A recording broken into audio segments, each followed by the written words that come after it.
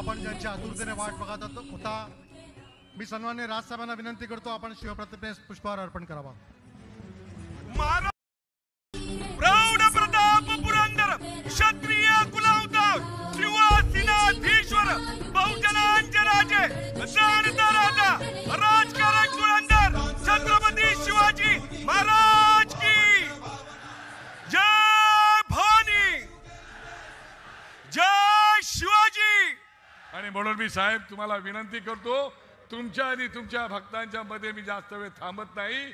मी शेवटचा बॅट्समन आपला पटकन आलो का दोनच भाषण ठेवली होती, तरी पण मी सन्मान्य राजसाहेबांना विनंती करतो की आपण आता आम्हाला सगळ्यांना मार्गदर्शन करा. धन्यवाद. जय हिंद, जय महाराष्ट्र.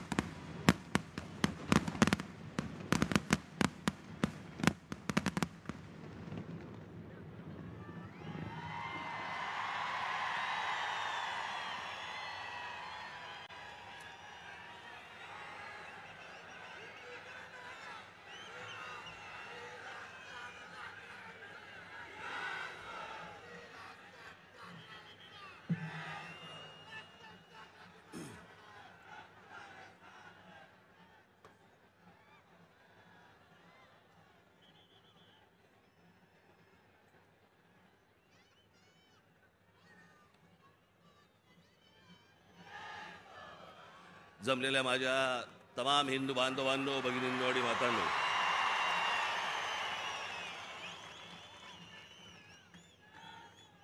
असं वाटतंय सभा सिमल्याला आहे.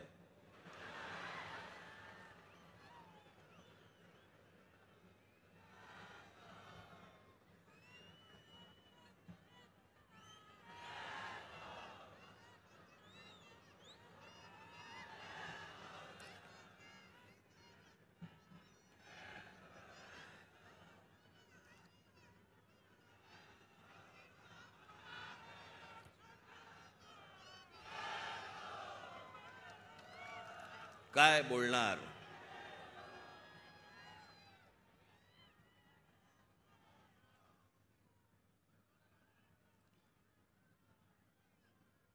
जवळपास 5 वर्षानंतर या खास करून महाराष्ट्रामध्ये निवडणुका होत आहेत.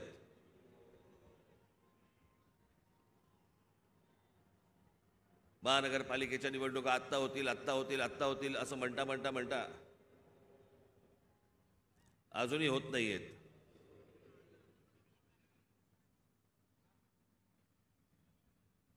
त्याच्यामुळे 2019ला ज्या निवडणुका झाल्या त्याच्यानंतर आज 2024ला निवडणुका होत आहेत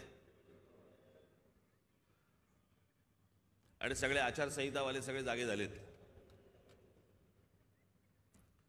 काल मी एक बातमी वाचली की आचारसंहितेसाठी म्हणून, निवडणुकीसाठी म्हणून महानगरपालिकेची जेवढी हॉस्पिटल्स आहेत तिकडचे डॉक्टर्स आणि नर्सेस यांना निवडणुकीच्या कामावरती जुंपवलंय.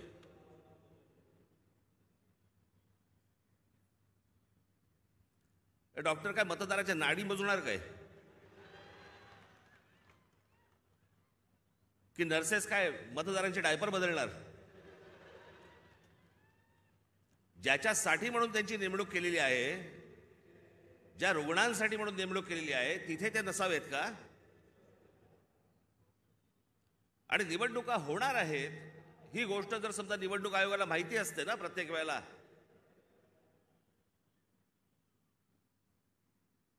एक पॅरलल फळी का नाही उभी करत तुम्ही? दरवेळेला आपल्या काहीतरी शालेय शिक्षक घ्यायचे, नर्सेस घ्यायच्या, डॉक्टर्स घ्यायचे, हे कुठचे उपद्व्याप?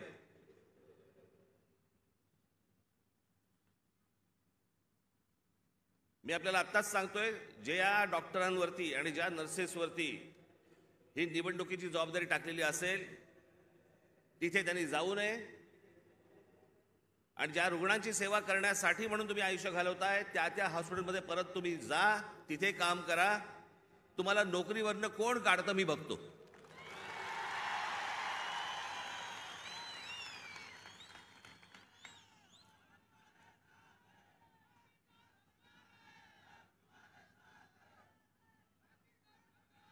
आज सगळेजण तुम्ही महाराष्ट्राच्या कानाकोपऱ्यातनं सर्वजण आलात. सर्वप्रथम मी आपल्या सर्वांना मी गुढीपाडव्याच्या मनपूर्वक शुभेच्छा देतो. आज सणासुदीचा दिवस असून देखील या अशा प्रकारच्या सभा नुसत्याच होत नसतात. त्याला एक पोलीस यंत्रणेवरती देखील एक ताण असतो. पण आपल्या सणासुदीलाच्या दिवशी सगळ्या गोष्टी बाजूला सारून अशा कामांना ज्यावेळेला पोलीस माझे सहकारी ज्यावेळेला जुंपलेले असतात, त्या सर्व पोलीस अधिकाऱ्यांचे, माझे कॉन्स्टेबल माता भगिनी यांचे मी दिलगिरी व्यक्त करतो की त्यांना या सगळ्या याच्यामध्ये काम करावं लागतंय. पण तुम्हालाही मनपूर्वक गुढीपाडव्याच्या मनपूर्वक शुभेच्छा.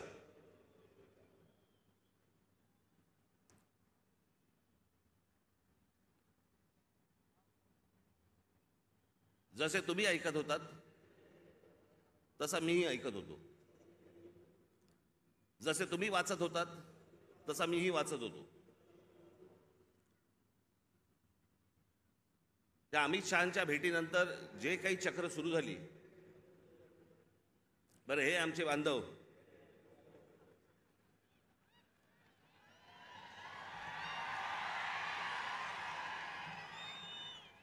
त्यांचा काही दोष नाही, चॅनल बोले म्हणजे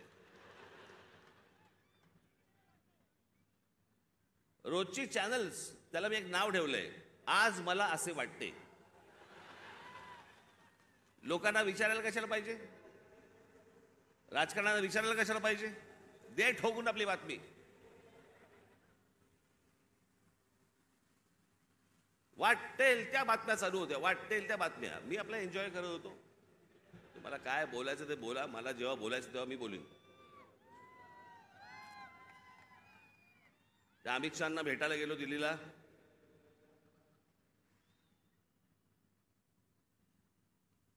बरं तिथे अमित शहांना भेटीच्या वेळेला कोण? अमित शहा आणि मी. तुम्हाला कुठून रे कळलं?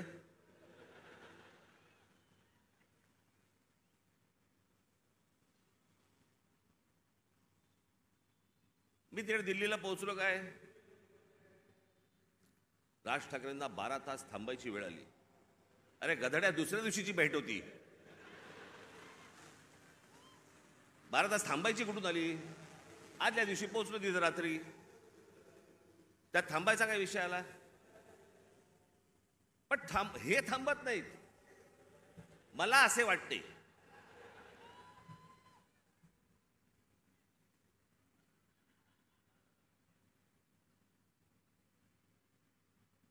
तिकडे काही पत्रकार मला भेटले. मला बोलले साहेब कधी भेटायचं? म्हटलं मला नाही भेटायचं.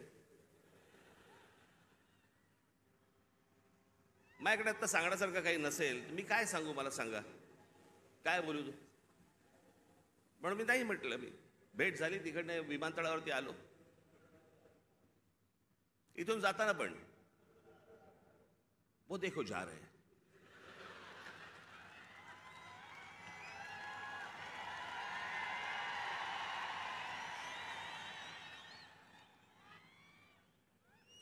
हल्ली हे असतात, पूर्वी ते आचारसंहितावाले असायचे, कुठेही कॅमेरा घेऊन जायचे. अहो एके दिवशी मी बाथरूमला चाललो होतो. मी विनोदाने सांगत नाहीये, मी खरंच तो माझ्या मागे आला.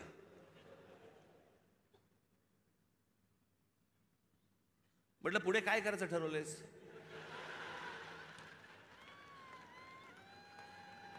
मी म्हटलं आपलं आपणच करायचंय का आपण काही सहकार्य करणार आहात?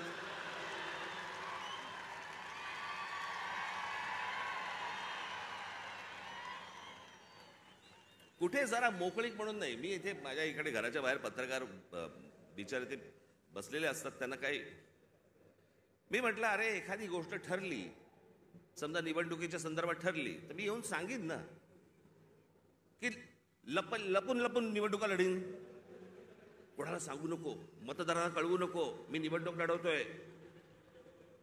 म्हटलं अरे जर समजा काही ठरलं तर पत्रकार परिषद घेईन, भाषण करीन, येऊन सांगेन की बाबा असं असं अशाच्या गोष्टी ठरल्या आहेत. मग त्यांच्या लक्षात आलं की आता अमित शहाच्या भेटीनंतर काय होत नाहीये, पुढे काय मिळत नाही आपल्याला, मग आपण तो एपिसोड कसा पुढे न्यायचा, मला असे वाटतेचा. मग राज ठाकरे शिंदेच्या शिवसेनेचे प्रमुख होणार. अरे मूर्खांनो, मला जर व्हायचं असतं तेव्हाच नसतो झालो.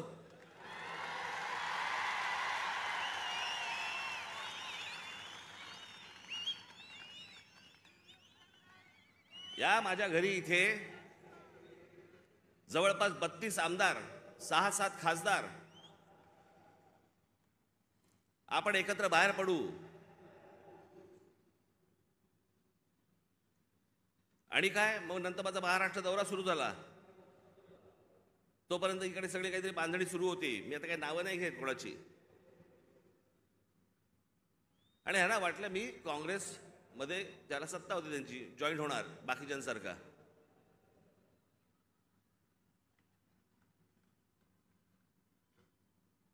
मी त्याला पहिल्यांदाच सांगितलं, म्हटलं मला पक्ष फोडून कुठचीही गोष्ट करायची नाही.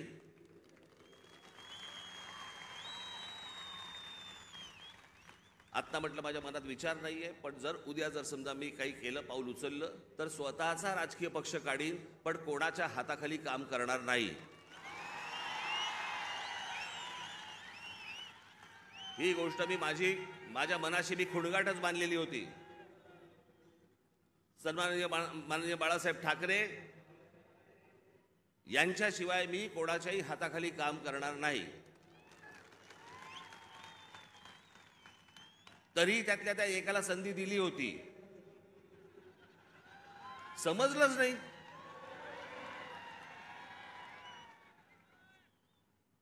जाऊन दे, पण तो झाला भूतकाळ.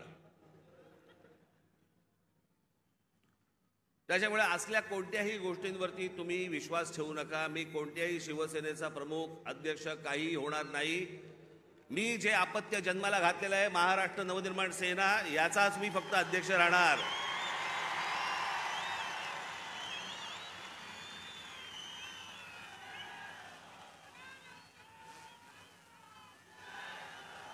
तुमच्या सगळ्यांच्या विश्वासावरती हा जो पक्ष आजपर्यंत उभा केलेला आहे, त्याला 18 वर्ष झालेली आहेत.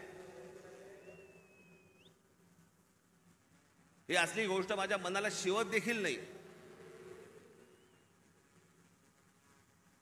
पण काही नाही, मी आपला हसत होतो, कारण त्यांचं काही करू शकत नाही आपण. आज मला असे वाटते, वेगवेगळ्या बातम्या, वेगवेगळ्या गोष्टी येत होत्या. मी खरं तर काही गोष्टी लिहून आणल्या होत्या तेव्हा. मग ते काहीतरी जागा वाटप,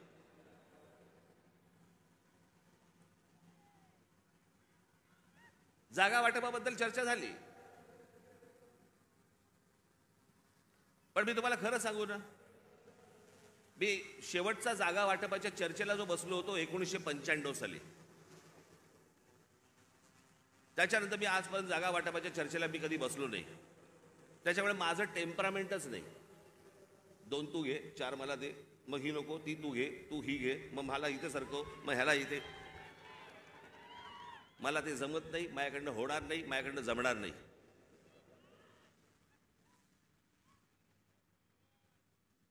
मग मला सांगितलं आमच्या निशाणीवरती लढा.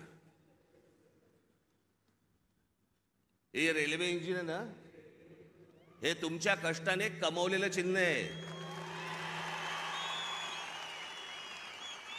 माझ्याकडे आयतं आलेलं नाही, सहज आलंय चिन्ह म्हणून आता मी त्याच्यावरती लढवायचं अजिबात नाही.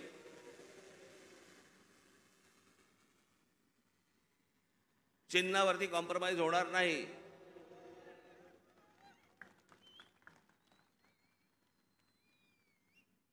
दिल्लीला गेलेले हे ठाकरे पहिलेच. पत्रकारांना माहीत नसतं, काही माहिती नसतात, जुन्या गोष्टी काही कल्पना नसते. आत्ताच्या काही गोष्टी माहिती असतात त्याच्यावरती आपले बस रेटायचं.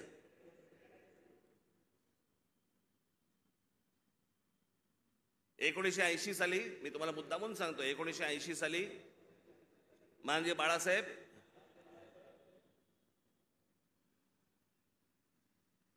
हे दिल्लीला इंदिराजींना भेटायला गेले होते, संजय गांधींना भेटायला गेले होते. आणि भेटीला जायला काय प्रॉब्लेम आहे मला कळत नाही. मला अनेक लोक येऊन घरी भेटतात म्हणून मी काय समजायचं, वार हे आता माझ्या घरी भेटायला आलेत मला, आता असं नाही समजत. कोणी कोणाकडे भेटायला जात असतात, गोष्टी लोक जात असतात. त्यात मोठेपणा आणि कमीपणा कसला आला? अहो वर्ष दीड वर्ष झाले आपले महाराष्ट्राचे मुख्यमंत्री माझ्याशी बोलतायत, आपण एकत्र आलं पाहिजे, आपण एकत्र काहीतरी केलं पाहिजे. म्हटलं शी,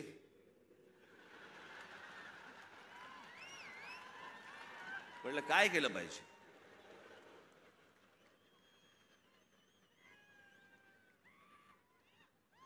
असं वर्ष दीड वर्ष ऐकतोय. मग मी शेवटी एक काम केलं. मी म्हटलं बाबा मला समजेना, मला देवेंद्रजी पण सांगत होते, फडणवीस एकनाथजी पण सांगत होते आपण एकत्र आलं पाहिजे, एकत्र आलं पाहिजे. म्हटलं एकत्र आलं पाहिजे म्हणजे काय?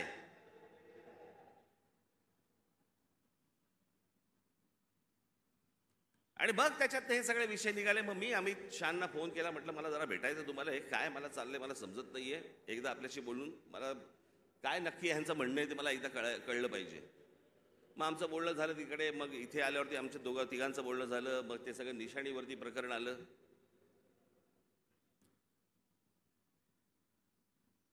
मग लगेच सुरू झाले एका भेटीत, एका दौऱ्यात. मग आता त्या लाव रे तो व्हिडिओचं काय होणार? मी तुम्हाला पहिली गोष्ट एक सांगतो, थोडीशी पार्श्वभूमी देतो. माझा जन्म ज्या घरात झाला त्या घरामध्ये शिवसेनेचा जन्म झाला.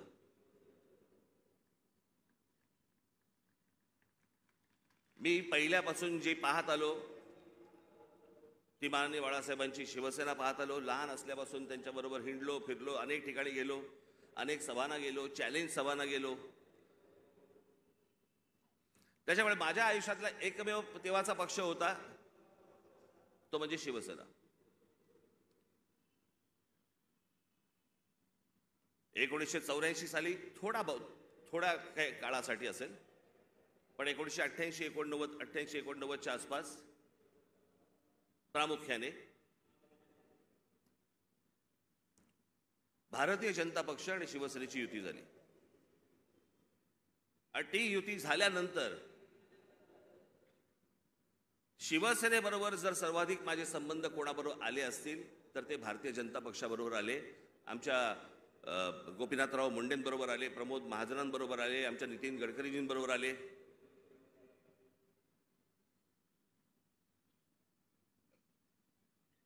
आणि ह्यांच्याबरोबरचे जे माझे संबंध होते हे राजकारणाच्या पलीकडचे पण होते.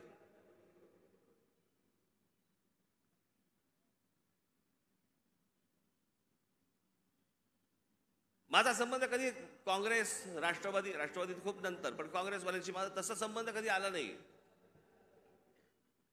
भेटी होत्या, म्हणजे पु ल देशपांडेंच्या भाषेत सांगायचं तर काँग्रेसवाल्यांबरोबर भेटी होत्या, पण गाठी पडल्या त्या भाजपवाल्यांबरोबर.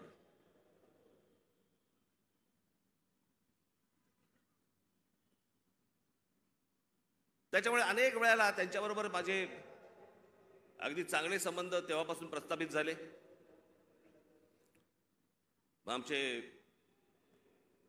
प्रमोदजी गेले, मग त्या दरम्यान मी गुजरात दौऱ्यावरती गेलो. नरेंद्र मोदी यांच्याबरोबर माझे संबंध प्रस्थापित झाले. मी गुजरात पाहिला. त्यावेळेला खूप चालू होतं की गुजरातमध्ये कशा प्रकारची प्रगती होते, कशा प्रकारची डेव्हलपमेंट होते.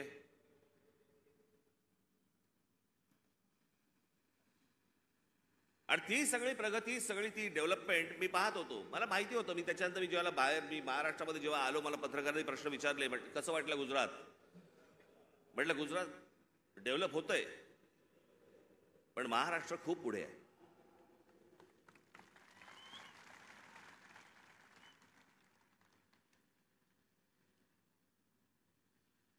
आणि मग त्यावेळेला ते जसे जसे त्यांच्याबरोबरचे संबंध माझे प्रस्थापित व्हायला लागले, एक वेळ आली या देशामध्ये हा राज ठाकरे पहिला माणूस होता ज्यांनी या देशाचे पंतप्रधान नरेंद्र मोदी व्हावेत असं बोलणारा पहिला माणूस मी होतो. त्यांच्याही पक्षातलं कोणी बोललं नव्हतं तोपर्यंत.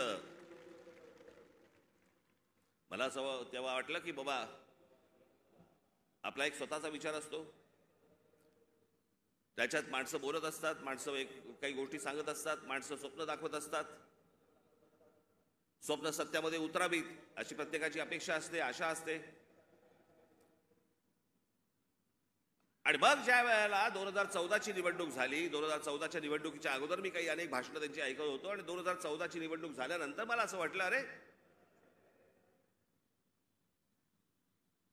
मी जे ऐकत होतो ते आता मला या 5 वर्षात दिसत नाहीये. काहीतरी वेगळ्याच गोष्टी दिसत आहेत. नोटबंदी काय दिसते, बुलेट ट्रेन काय दिसते. मी तुम्हाला आजही सांगतो, ज्या गोष्टी मला पटलेल्या नाहीत त्या मला पटलेल्या नाहीत. उद्या कितीही संबंध परत चांगले झाले किंवा नाही झाले तरी ज्या गोष्टी मला चांगल्या वाटल्या स्वागत करणार, ज्या गोष्टी नाही पटल्या विरोध करणार. आणि ज्या माणसावरती सर्वाधिक विश्वास असतो, 30 वर्षानंतर राजीव गांधींची सत्ता आली होती 1984 साली, त्याच्यानंतर 20-30 वर्षानंतर एका माणसाच्या हातात या देशाचं बहुमत आलं.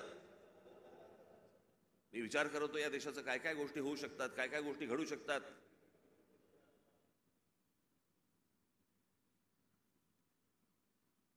ज्यांचा संबंध नसतो ना तुमचा, त्यांच्याकडे तुम्ही दुर्लक्ष करता, 2 शिव्या आचरताना दुर्लक्ष करता. पण ज्यांच्यावरती प्रेम असतं, ज्यांच्यावरती विश्वास असतो, त्याला ज्या वेळेला कुठेतरी तडा जातोय असं दिसायला लागलं तर तो जो राग आपला असतो, तो राग, आणि माझा राग तर टोकाचा आहे. मी महाराष्ट्रावरती प्रेम करतो, महाराष्ट्रातल्या मराठी माणसांवरती प्रेम करतो, महाराष्ट्रातल्या मराठी भाषेवरती प्रेम करतो, टोकाचं प्रेम करतो. तसं एखाद्यावरती मी जर विश्वास टाकला तर मी टोकाचं प्रेम करतो. पण मला जर समजा तशी गोष्ट दिसली नाही तर मी टोकाचा त्याला प्रतिकार करतो, टोकाचा विरोध करतो. तो टोकाचा विरोध तो 2019 सालच्या माझ्या त्या लाव रे तो व्हिडिओचं काय त्याला कोणीतरी टॅगलाईन दिली, लाव रे तो व्हिडिओ. पण त्या सगळ्या गोष्टींमध्ये ती गोष्ट तुम्हाला दिसली असेल. होय, टोकाचा विरोध केला मी. पण ज्या ज्या वेळेला त्यांच्याकडनं चांगल्या गोष्टी ज्याला घडल्या, 370 कलम ज्याला रद्द झालं, त्याला अभिनंदन करणारं पहिलं ट्विट माझं होतं.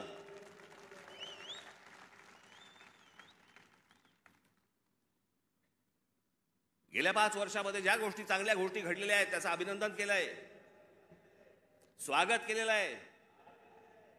एनआरसीच्या बाजूने मोर्चा काढलेला आहे. जी गोष्ट योग्य ती योग्य, जी गोष्ट अयोग्य अयोग्य. या देशाने अमिताभ बच्चन यांच्यावरती प्रेम केलं, मीही प्रेम केलं.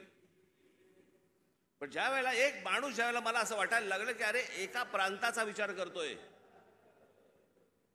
मला नाही पटलं. पण त्या सगळ्या गोष्टींमध्ये जर समजा तुम्ही बघितलं तर त्याच्यामध्ये व्यक्तिगत टीका कुठेही नव्हती.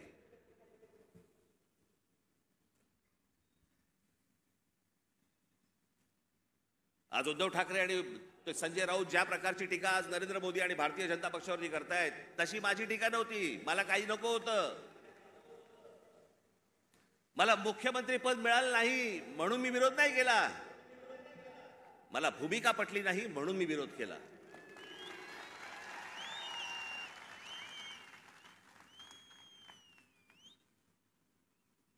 आज हे विरोधामध्ये बोलतायत. मग ज्यावेळेला मी बोलत होतो त्यावेळेला खिशातले राजीनामे बाहेर काढून माझ्याबरोबर का नाही आलात? त्यावेळेला सत्तेत मिळणारा मलिदा चाटत बसले होते ना.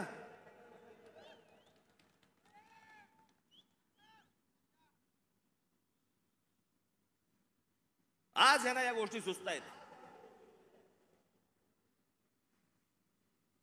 याचं कारण तुमचा पक्ष फुटला म्हणून, याचं कारण तुम्हाला सत्तेत हाकलवलं म्हणून, तुमच्या स्वार्थासाठी म्हणून या सगळ्या गोष्टी तुम्ही केल्यात. मी त्या गोष्टी नाही केल्या. मला भूमिका नाही पटली म्हणून मी विरोध केला. मला त्याच्या बदल्यात काही हवं होतं म्हणून नाही विरोध केला.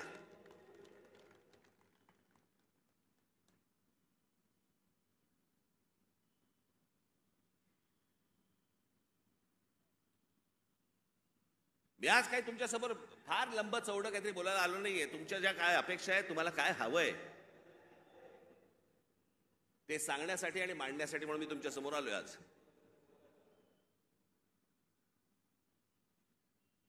नरेंद्र मोदींकडनं कसं आहे, आज तरुण, आज आम्ही दुपारी तर बोलत होतो, 2006 साली ज्यावेळेला मी पहिलं महाराष्ट्र नवनिर्माण पक्ष स्थापन केल्यानंतरचं पहिलं भाषण ज्यावेळेला मी इथून केलं होतं,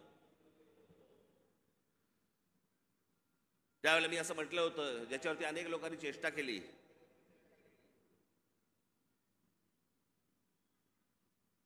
मी म्हटलं होतं की माझ्या महाराष्ट्रामधला शेतकरी हा जीन्स घालून ट्रॅक्टरवरती बसलेला मला शेतकरी मला अपेक्षित आहे, हवा आहे भविष्यात.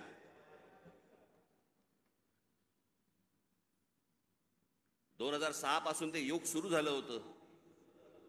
आज या जगामध्ये सगळ्यात तरुण जर देश कुठचा असेल, तरुण, तो आपला भारत देश आहे, हिंदुस्थान आहे.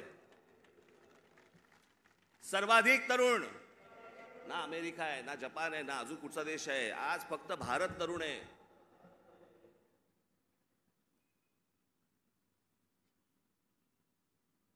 या तरुणांना, या तरुणींना शिक्षणाची गरज आहे, चांगल्या शिक्षणाची गरज आहे, तंत्रज्ञानाची गरज आहे, उत्तम नोकऱ्यांची गरज आहे, उत्तम व्यवसायाची गरज आहे, त्याच्यासाठीच्या मार्गदर्शनाची गरज आहे. त्याच्यासाठी म्हणून राज्य सरकार आणि केंद्र सरकारने आता काम केलं पाहिजे.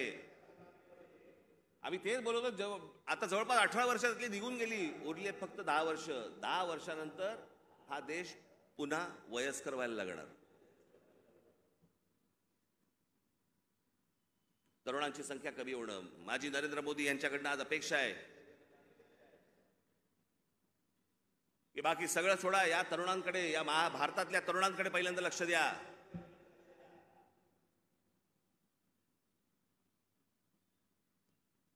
हेच ते फ्युचर आहे, हेच ते भविष्य आहे.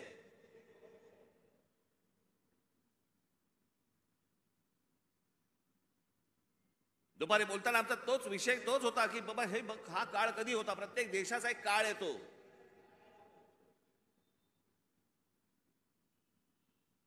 जसं जपानमध्ये एक काळ आला.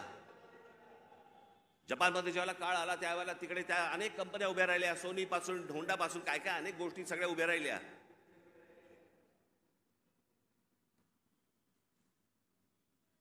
अनेक व्यवसाय उभे राहिले, अनेक व्यावसायिक उभे राहिले. ज्याला घुसळून काढणं म्हणतो ना आपण, तसं सगळं अख्खा घुसळून निघाला तो देश. आज बघा कुठच्या कुठे असा हा देश घुसळून निघाला पाहिजे. आणि तसं जर आज उद्या घडलं नाही तर सगळ्याच गोष्टींवरचा समाजाचा विश्वास उडून जाईल. या देशामध्ये दुसरं तिसरं काही होणार नाही. या देशामध्ये फक्त अराजक येईल.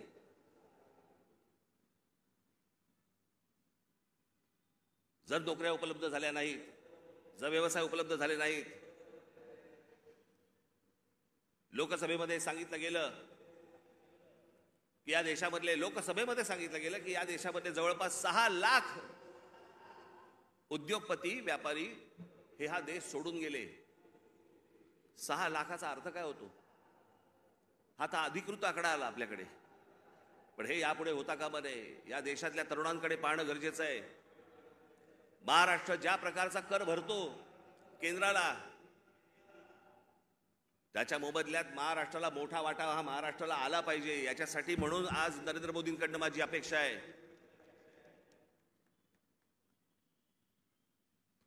अनेक गोष्टींची अपेक्षा आहेत. पुढचं काय 5 वर्षात काय घडतंय, ही निवडणूक, येणारी लोकसभेची निवडणूक या देशाचं भविष्य ठरवणार आहे. की आपण खड्ड्यात जाणार आहोत का आपण वरती जाणार आहोत.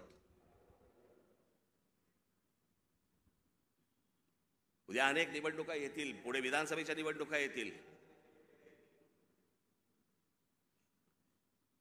आज हाणामाऱ्या चालू आहेत. पुढच्या विधानसभेच्या निवडणुकीत तर काय होईल, कोथळे बाहेर काढतील.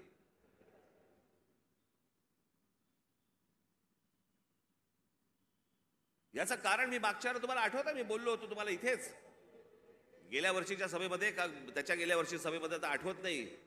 महाराष्ट्रात कॅरम चुकीचा फुटला गेलाय. कोणाच्या सोंगट्या कोणाच्या भोकात आहेत तेच कळत नाही.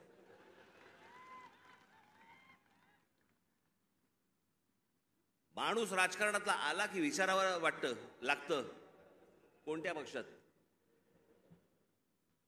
मध्यंतरी मी आपल्या पुण्याला गेलो होतो नाट्य संमेलनाला. तिकडे 5 जण मला भेटायला आले, नगरसेवक होते राष्ट्रवादीचे. मला बोलले नमस्कार साहेब. म्हटलं नमस्कार, आम्ही राष्ट्रवादीचे नगरसेवक. म्हटलं कोणाचे. त्यातले 3 बोलले आम्ही दादाचे, 2 बोलले आम्ही शरद पवारांचे. अशी सगळी परिस्थिती या महाराष्ट्राची झालेली आहे. या महाराष्ट्रातनं पुढे जाताना आपल्याला मार्ग शोधायचा आहे, आपल्याला मार्ग काढायचा आहे. माझ्या महाराष्ट्र सैनिकांवरती विश्वास आहे. आपण योग्य मार्ग आपण या महाराष्ट्राला दाखवू, निश्चित दाखवू. पण माझी महाराष्ट्राकडनं देखील अपेक्षा आहे, माझी महाराष्ट्राला देखील अपेक्षा आहे, माझ्या महाराष्ट्रातल्या मतदारांना देखील अपेक्षा आहे, माझी अपेक्षा आहे त्यांच्याकडनं. कृपा करून व्यभिचाराला राजमान्यता देऊ नका.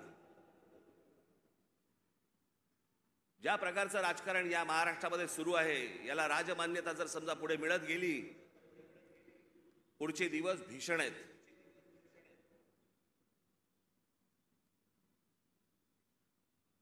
पण या आजच्या सगळ्या परिस्थितीमध्ये जेव्हा सगळ्या बाजूनी मी जेव्हा पाहतो, त्यावेळेला मला असं वाटतं की आज किमान पुढच्या 5 वर्षांसाठी देखील विषय आपल्याला पुढच्या 50-100 वर्षांचा करायचा असतो.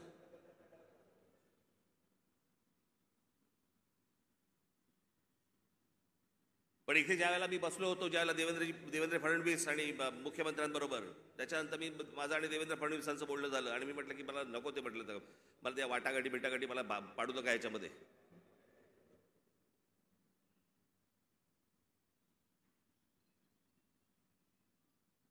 मी म्हटलं तुम्हाला मी आज सांगतो, म्हटलं त्या राज्यसभाही नको आणि ती विधान परिषदही नको.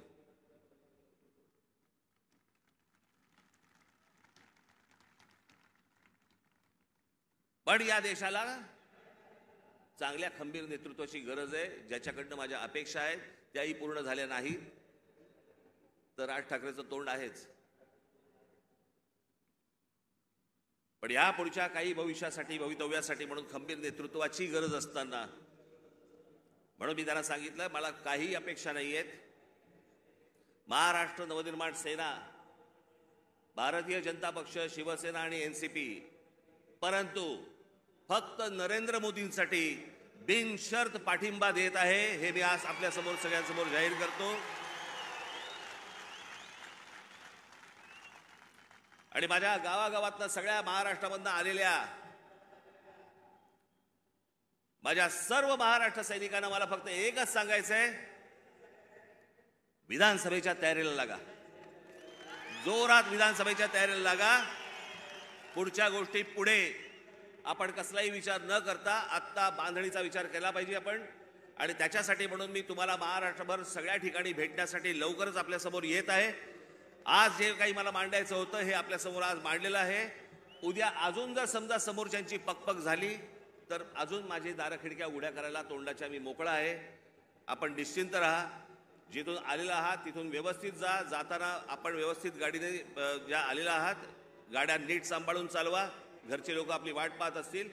पुन्हा एकदा मी आपल्याला सर्वांना मी गुढीपाडव्याच्या मनपूर्वक शुभेच्छा देतो आणि आपणा सर्वांची मी रजा घेतो. धन्यवाद. जय हिंद, जय महाराष्ट्र. धन्यवाद राजसाहेब. Yeah.